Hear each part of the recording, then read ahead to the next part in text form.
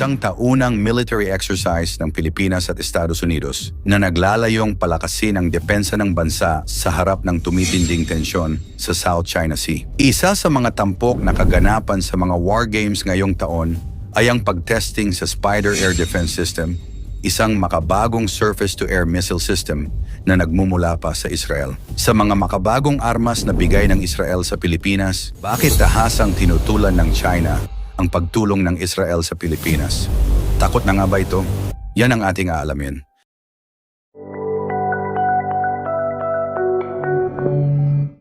Ang Spider o Surface-to-Air Python and Derby ay isang makabagong air defense system na dinisenyo upang protektahan ang mga kritikal na pasilidad at teritoryo ng Pilipinas laban sa mga aerial threats gaya ng combat aircraft, attack helicopters, drones at guided missiles.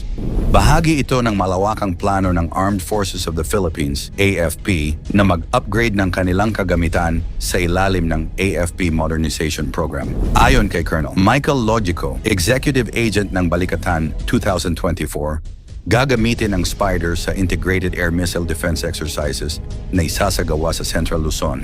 Layunin ng mga pagsasanay na ito na masubukan ang kahusayan ng Spider system at makita ang interoperability nito kasama ang mga sistema ng depensa ng Estados Unidos. Sa pamamagitan ng mga ganitong pagsasanay, mas magiging handa ang Pilipinas sa iba't ibang anyo ng banta mula sa himpapawid. Ang kasunduan para sa pagbili ng Spider system ay nilagdaan noong 2019 sa pagitan ng Department of National Defense ng Pilipinas, Ministry of Defense ng Israel at Rafael Advanced Defense Systems. Ang halaga ng tatlong Spider batteries ay nasa 6.8 billion pesos. 2 missile batteries na ang dumating noong Setyembre 2023, habang ang huling batch ay darating sa loob ng taon. Ang pagdating ng mga missile systems na ito ay isang mahalagang hakbang sa pagpapalakas ng pambansang depensa ng Pilipinas, lalo na sa harap ng tumitinding tensyon sa rehiyon ng West Philippine Sea kung saan patuloy ang mga agresibong aksyon ng China. Ang paglahok ng Spider sa mga war games ng Pilipinas at Estados Unidos ay isang malinaw na pagpapakita ng layunin ng Pilipinas na palakasin ang sarili nitong depensa laban sa banta ng China. Makikita na ang Pilipinas ay hindi lamang umaasa sa US, kundi pati na rin sa Israel upang protektahan ang teritoryo nito. Sa gitna ng tumitinding tensyon mula sa China sa issue ng West Philippine Sea, mas pinaigting ng Pilipinas ang pagbili ng makabagong armas mula sa Israel. Bukod sa Spider Air Defense System, nagpahayag ang gobyerno ng interes na bumili ng iba pang high-tech na mga armas at kagamitan mula sa Israel, kabilang ang mga missile, radar at advanced command and control systems na magagamit sa pagmamanman at pagtatanggol ng teritoryo ng bansa. Noong 2021, tinanggap ng Pilipinas ang 20 Sabra Ascod light tanks at Pandur II armored personnel carriers mula sa Israel upang magamit sa territorial defense.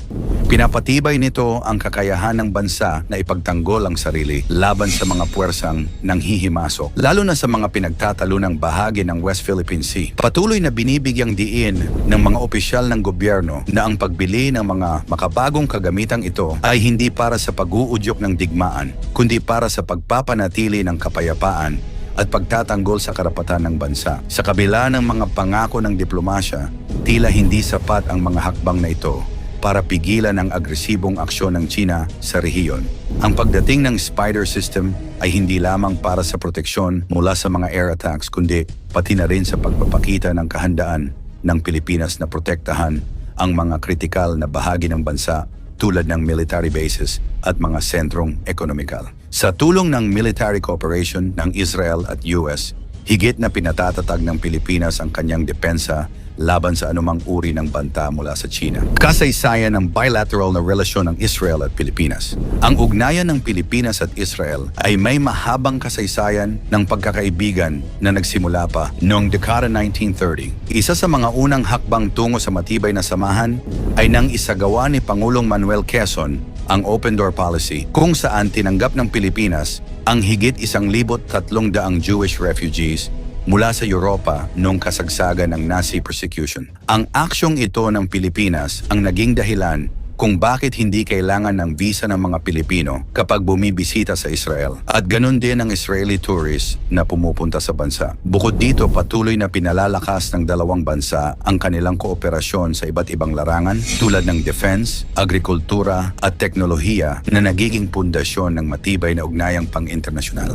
Noong 1947, nagkaroon ng makasaysayang sandali nang bumoto ang Pilipinas sa pabor ng pagtatatag ng Estado ng Israel sa ilalim ng United Nations. Ito ang nagpatibay sa pagiging magkaalyado ng dalawang bansa. Noong 1957, nilagdaan ng parehong bansa ang Treaty of Friendship na nagsimula ng opisyal na diplomatikong relasyon. Simula noon, nagpatuloy ang magandang relasyon ng dalawang bansa sa larangan ng kalakalan, edukasyon at militar. Isa rin sa mga tampok na kontribusyon ng Israel sa Pilipinas ay noong magpadala sila ng humanitarian aid sa mga biktima ng Typhoon Yolanda noong 2013. Ang 148-member Israeli delegation ay tumulong sa search and rescue operations, nagdala ng relief goods, at nagtayo ng field hospital na nagsagawa ng mga operasyon, tumulong sa panganganak ng mga buntis, at nagbigay ng medikal na pangangalaga sa iba pang nangangailangan. Noong 2018, naganap ang makasaysayang pagbisita ni Pangulong Rodrigo Duterte sa Israel. Ang unang pagkakataon na bumisita ang isang nakaupong Pangulo ng Pilipinas sa Israel simula nang itatag ang diplomatikong relasyon. Sa ilalim ng kanyang administrasyon,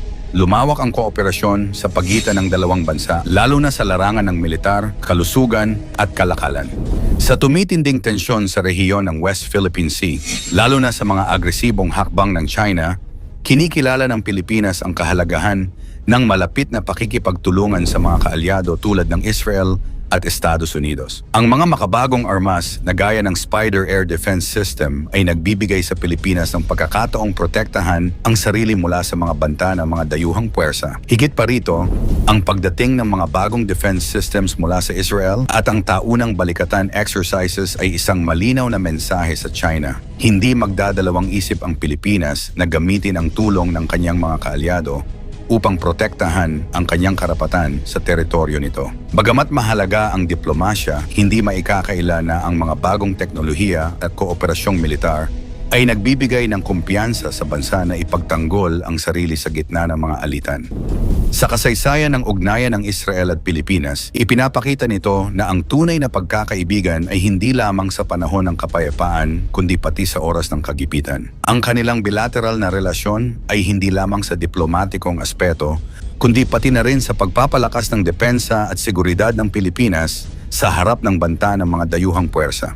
Sa tulong ng Israel sa modernisasyon ng depensa ng Pilipinas, sapat na nga ba ang ating kakayahan upang harapin ang banta mula sa China? Ikomento mo naman ito sa ibaba. Huwag kalimutang mag-like at share. Maraming salamat at God bless.